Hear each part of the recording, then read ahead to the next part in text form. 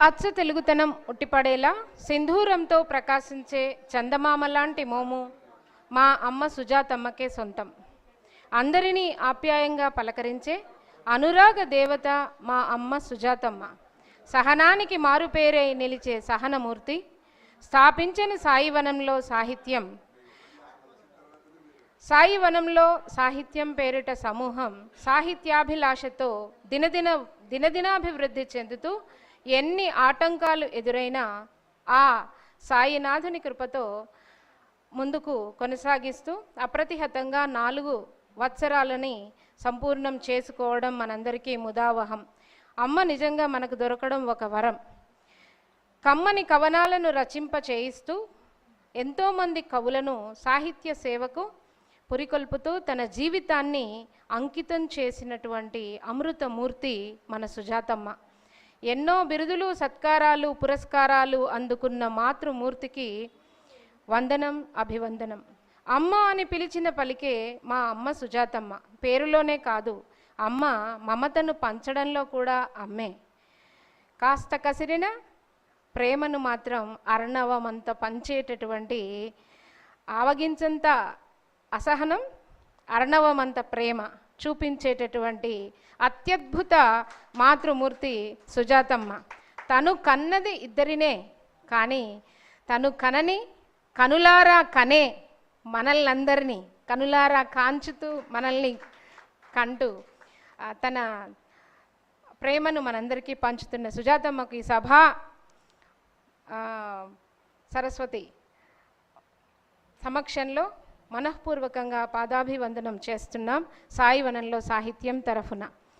ఈ కార్యక్రమాన్ని యాక్చువల్గా ఏ పుస్తకావిష్కరణ అయినప్పటికీ కూడా సంకలనకర్తలు చేసే మొట్టమొదటి పని మీ కవితను పంపడంతో పాటు 200, 500 డీడీ పంపండి, లేకపోతే ఫలానా నంబర్కి ఫోన్పే చేయండి అంటూ ఫస్ట్ ఇఫ్ క్లాస్ కండిషన్ ఏంటంటే అదే.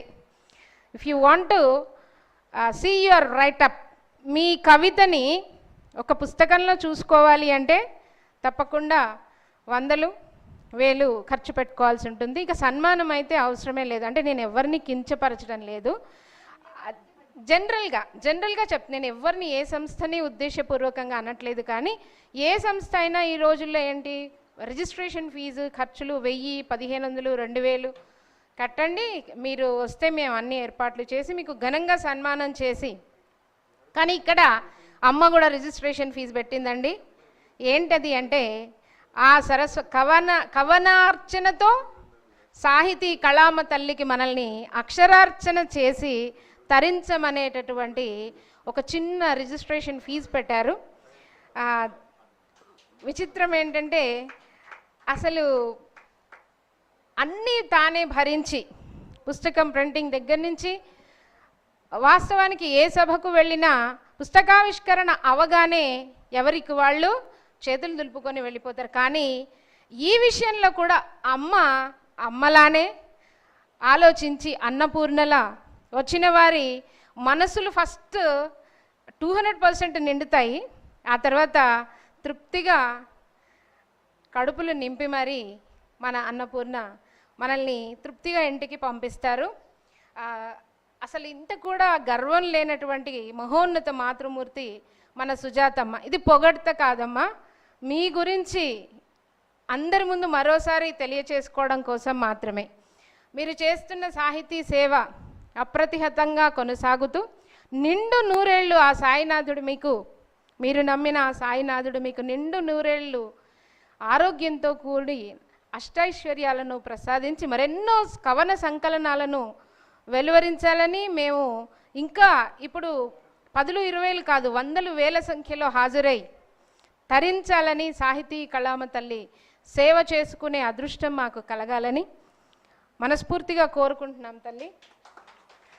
Thank you.